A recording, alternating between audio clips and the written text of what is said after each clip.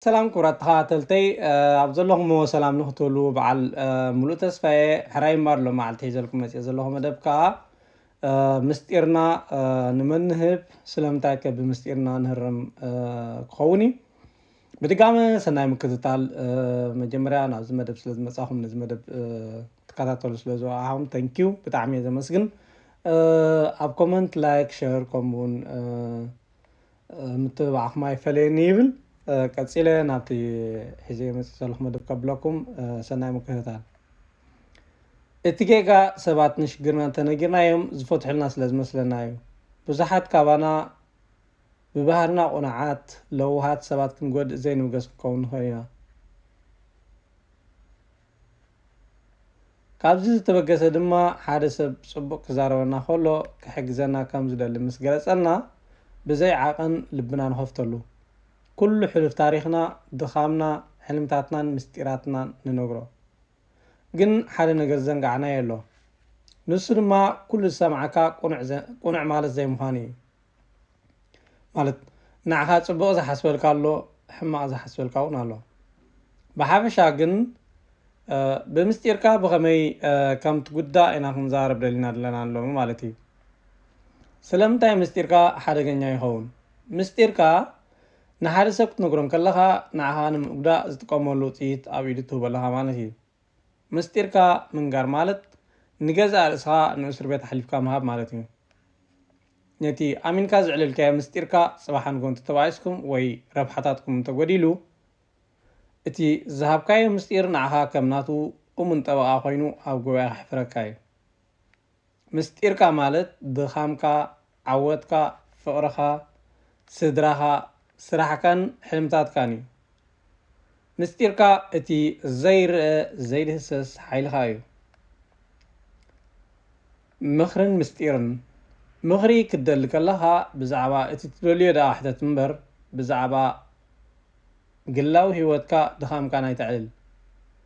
ፈታዊኻ ዝፈልጦ ምስጢር ፀላኢኻ ክፈልጦ ዘይደልዮ ክኸውን የብሉን ምክንያቱ ፈታዊኻ መዓት ፀላኢኻ ከም ዝቕየር ስለ ዘይትፈልጥ ምስጢርካ ክብረትካ እዩ ክብረት ካብ ውሽጥኻ እዩ ዝጅምር ክብረት ካብ ካልኦት ሰባት ኣይኮነን ክብረት ካብቲ ንስኻ ንነብስኻ እትህቦ ዋጋ እዩ ዝጅምር ንነብስኻ እንተዘያኽቢርካያ ምስጢርካ ንኩሉ ትዘርቦ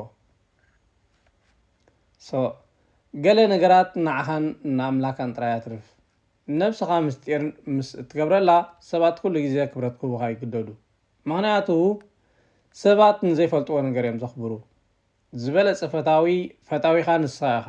ንነብስኻ እንተዘይኣሚንካያ ንኻልእ ሰብ ክትኣምን ብፍፁም ኣይከኣልን ቀዳማይ መኽዘን ምስጢርካ ንስኻ ኢኻ ደጊመ ክነግረኩም ቀዳማይ መኽዘን ምስጢርካ ንስኻ ኢኻ ምስጢርካ ከም ከቢድ ጾር እዩ ነቲ ጾር ባዕልኻ ክፀሮ እንተዘይክኢልካ ካልእ ሰብ ንዓኻ ኢሎም ክፀርዎ ከም ዘይክእሉ ከተረጋገፅ ኣለካ ንምስጢርካ ሕሊፍካ ምስ ሃብካ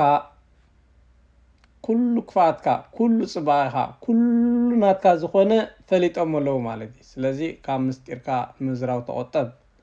ምስጢርካ ካብ ኣፍካ ምስ ወፀ ናተይ እምባል ተሪፉ ናይ ኩሉ ንዓኻ ዝፈልጥን ዘይፈልጥን ኮይኑ ማለት እዩ ነብስኻ ምእማና ስኢንካ ካብ ናብ ካልእ ሰብ ምስ ሰደድካዮ ንነብስኻ ንስኺ ክትዕቅብ የይትኽእልን ኢኺ ትብላ ኣለኻ ማለት እዩ እዚ ድማ ንነብስኻ ከም ብዘይ ምስክር ዝተረትዐ ሰነፍ ጠበቓ ኣውፂርካዮ ኣለኻ ማለት እዩ መልእኽተይ ፈቃርኩን ግን ገርሂትኹን ንሰባት ኣኽብሮም ግን ናብቲ ቅዱስ ዝኾነ ምስጢርካ ኣይተእትዎም ንሰባት ኣኽብሮም ግን ንምስጢርካ ከም መፃወድያ ሓሊፍካ ኣይተሃቦም ስለዚ ከምቲ ቅዱስ መፅሓፍ ዝብሎ ልብኻ ካብ ኩሉ ተጠንቂቕካ ሓልዎ ምስጢርካ ዓቂብካ ንቕድሚት ተሰጉም ሕራይ እምበር ክቡራት ተኸታተልተይ ንሎም መዓልቲ ዝበልክዋ ነዛ ንእሽተይ ሕቶ ፅሑፍያ ነይራ ኣገዳሲት እያ ገለ ሸንሃ ክትሕግዝ ትኽእል እያ ኢልኩም እንተኣሚንኩም ሸር ክትብልዋ ብትሕትና ይላቦ ካልእ እውን ክቐርብ ትደልይዎ መደብ እንድሕር ክትፅሕፍለይ ትኽእሉ ኢኹም ብዝተረፈ ኩላትኩም ነዚ መደብ ትከታተሉ ካብ ልቢ የመስግን ሰናይ